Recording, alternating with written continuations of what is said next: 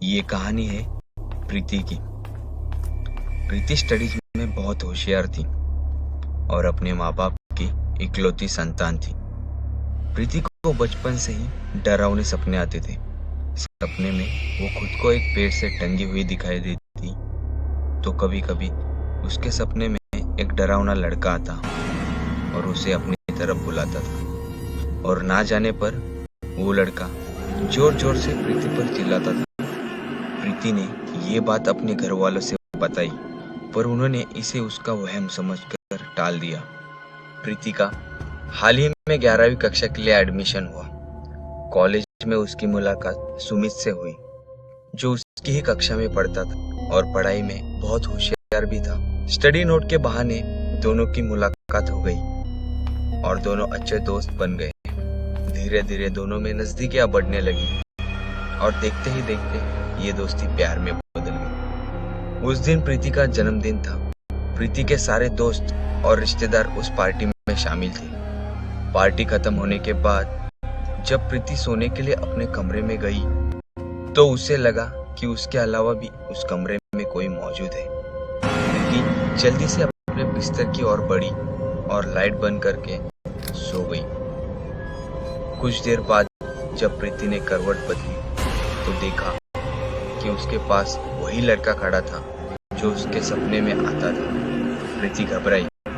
वो डर के मारे कमरे के एक कोने में जाकर छुप गई। उसका बदन पसीने से लथपथ हुआ था और डर के मारे उसके मुंह से आवाज भी नहीं निकल रही। वो लड़का प्रीति के पास आकर बोला, प्रीति घबराओ मत, मैं समीर हूँ, तुम्हारा समीर। प्रीति थोड़ी हिम्मत करके बोली, कौन समीर? उस पर वो लड़का बोला, वही समीर जो तुम्हारा 18 साल से इंतजार कर रहा है। प्रीति ने बड़े आश्चर्य से पूछा, 18 साल से? उस पर वो लड़का बोला, हाँ 18 साल से। पिछले जन्म में हम दोनों एक दूसरे से बहुत प्यार करते थे, लेकिन हमारे घर वालों को हमारा प्यार बिल्कुल पसंद नहीं। इसी के चलते हम दोनों ने खुदकुशी कर ली थी, क्योंकि तुम्हारा अंतिम संस्कार विधि पूर्वक हो गया था, इसलिए तुम्हें दूसरा जन्म मिल गया और मैं तुम्हारे तलाश में 18 साल से भटकता रहा। यह सब सुनकर प्रीति के होश उड़ गए।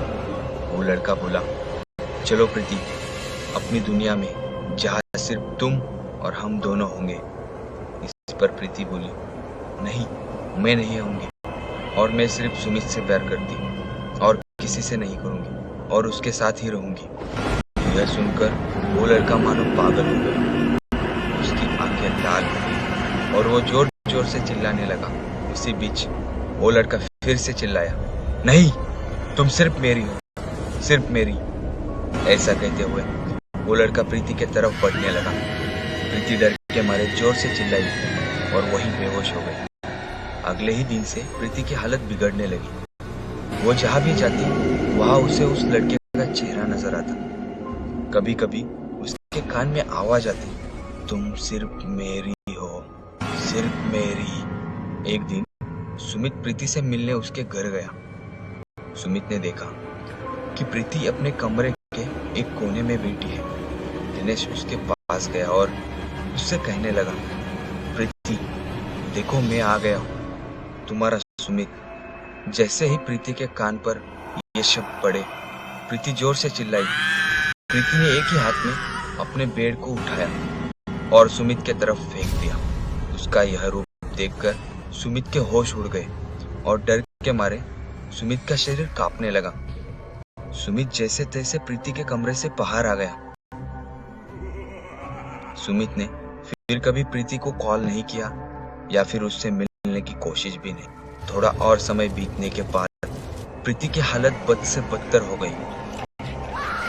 हाथों के बल चलना, जोर जोर से चिल्लाना, यह सब देखकर उसके माँ बाप बहुत डर गए और उनको यकीन हो गया कि प्रीति पर किसी बुरे साये का असर है। शैतानी साये को भगाने के लिए उन्होंने तांत्रिक की मदद ली। जैसे ही तांत्रिक प्रीति के कमरे में आया, प्रीति उसे देखकर जोर जोर से चिल्लाने लगी। उस पर कमरे में मौजूद सामान फेंकने लगी।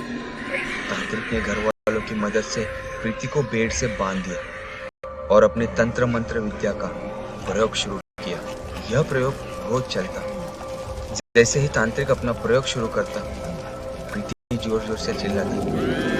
वो साया प्रीति के शरीर को नुकसान पहुंचाता। यह प्रयोग 10 दिन तक चला। इन 10 दिनों में प्रीति ने ना कुछ खाया और ना ही कुछ पिया था। इसी के चलते प्रीति की भूखमारी के कारण मौत हो गई। आखिरकार वो लड़का प्रीति के रूह को लेकर चला गया। इस कहानी के बाद एक ही सवाल उठता है, क्या इसे ही सच्चा प्यार कहते हैं या फिर उसे पाने की भूख? कमेंट में हमें जरूर बताइए।